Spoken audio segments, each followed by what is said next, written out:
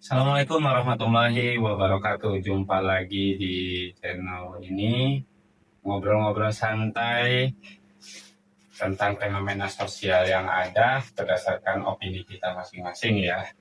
Di balik tembok merah. Ini gue mau ngomong sama adik gue nih. Ini kita nih berdua beda generasi. Jadi mungkin cara pandangnya juga berbeda ya. Kan sekolah nih ya. Sekarang itu kan udah banyak nih, gampang lah nyari informasi, nggak butuh berjam-jam nyari-nyari buku yang pas di perpustakaan. Saking gampangnya informasi, dulu pas abang di Blitar, ada anak SMP, abang tanya, awal-awal COVID nih, Iya. Han, itu adik-adik siapa yang ngajarin adik-adikmu? Tinggal tanya Mbak Google aja, San. Mbak Google lebih pintar dari gurunya. Itu jawabannya dulu. Ini kita mengada-ngada. Tapi faktanya memang begitu. Apa-apa sekarang itu nggak nanya orang yang kita anggap pintar aja. Bahkan ngeduluin kita nanya lewat gadget gitu. Nah, kayak gini nih kan fenomena yang ada nih. Iya. Kira-kira dengan adanya kayak gini, sekolah formal masih penting nggak sih? Di zaman sekarang gitu, sekolah formal masih penting atau enggak? Ya, ini pandangan lu sebagai anak muda nih. Ya, asik ngobrolnya mungkin bakar rokok dulu kali ya. Nah,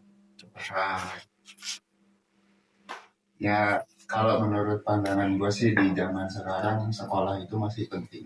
Tapi dalam artian bukan untuk mencari ilmu, bukan untuk memperdalam ilmu. Ya, terus Sekolah itu ibarat fondasi. Dia fondasi dalam artian di sekolah itulah kita dilatih cara berpikir,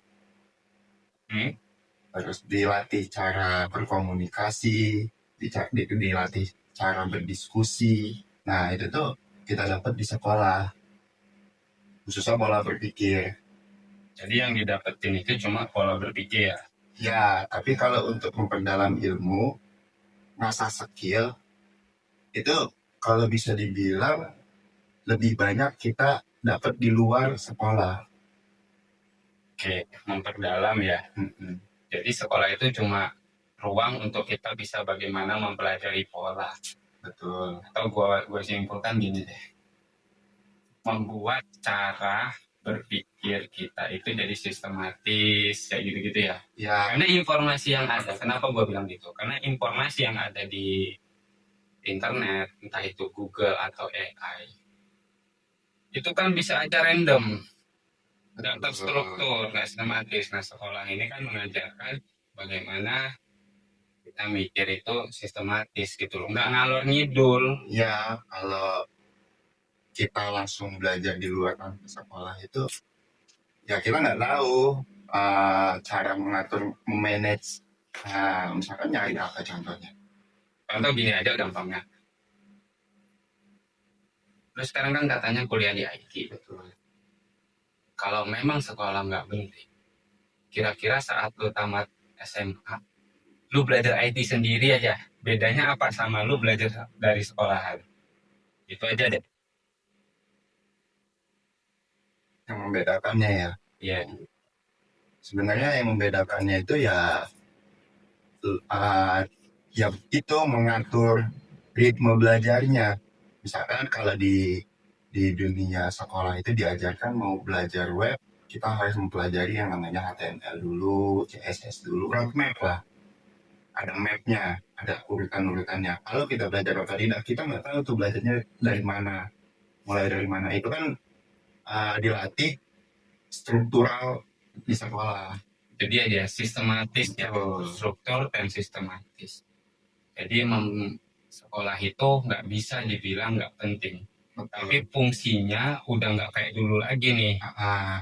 Kalau dulu murid itu menjadikan sekolah sebagai tujuan ngambil ilmunya. Sekarang orang ngambil ilmunya dari sumber-sumber lain di luar sekolah.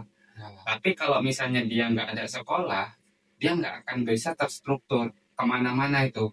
Ya, Dia belajar ini, harusnya setelah belajar A, belajar B, belajar C, kan gitu. ya dianalogikannya seperti ini. Kayak sekolah itu seperti sabuk pengaman kalau di mobil. Iya.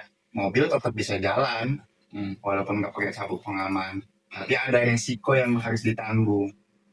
Iya. Nah, di dunia sekolah itu kan kita diajarkan cara berbicara, diajarkan cara berdiskusi dengan lawan narasumber gitu kan. Nah, kalau misalkan kita nggak tahu cara-cara berbicara dengan orang, itu kan kita akan terperosok sendiri.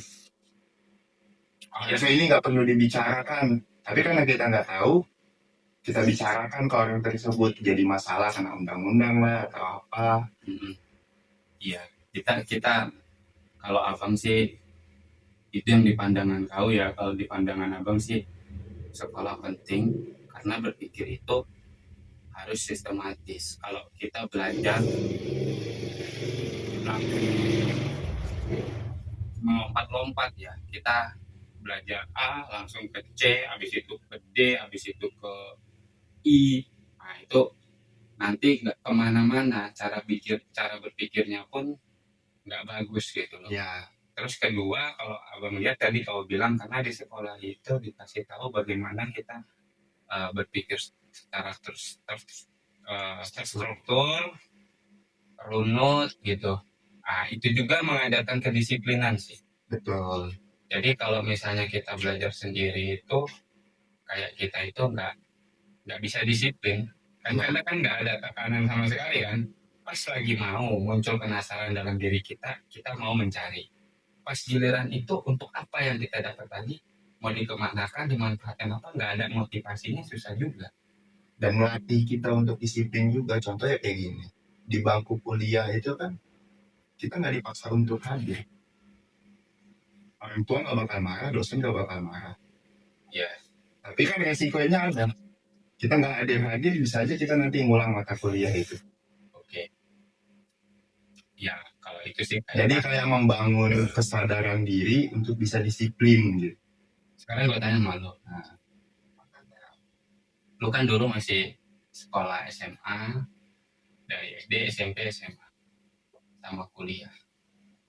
Semakin tinggi tingkat sekolah itu, lu ngerasa ada perubahan nggak dalam cara lu berpikir?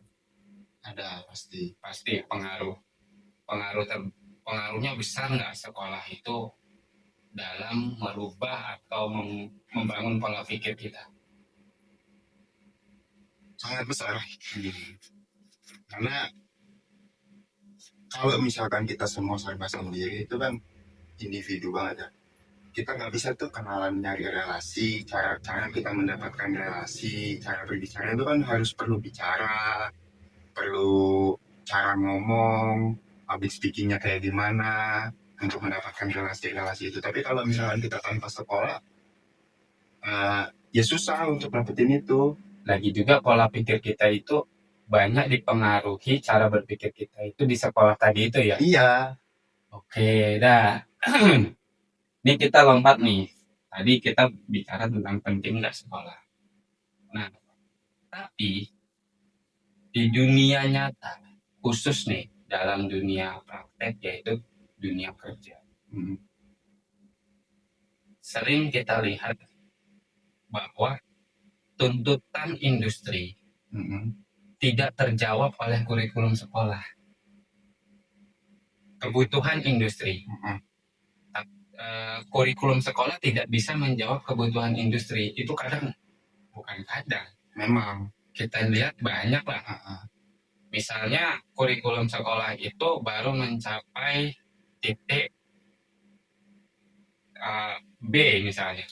Kebutuhan industri itu sudah melompat, dia butuh sampai F. Nah, ini nggak relevan lah. Nggak relevan. Banyak yang seperti itu kan.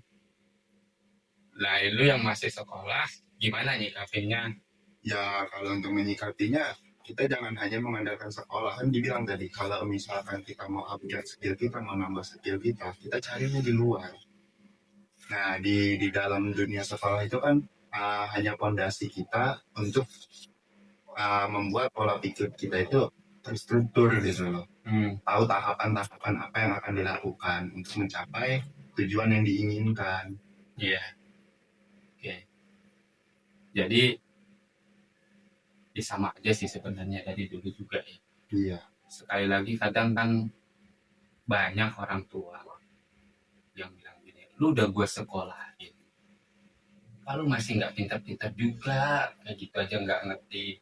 Ternyata faktanya sekolah itu tidak bisa menjamin 100% anak itu bisa segala hal, apalagi bisa segala hal.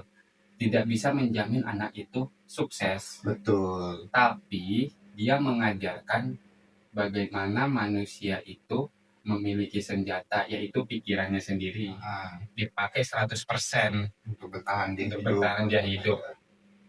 Dengan cara bagaimana dia mengupgrade dirinya di luaran sana, di luar sekolah, dari interaksi pertemanan. Kadang banyak loh, kita itu lebih banyak mendapatkan ilmu dari teman-teman.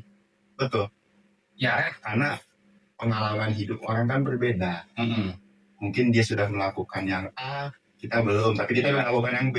Ya, Kita di situ bisa jadi saling sharing, iya, tukar pikiran. iya. Nah ini dia teman-teman ya. Jadi kalau ada isu di luaran sana yang mengatakan bahwa sekolah itu kayaknya nanti ke depan nggak penting, menurut abang nilainya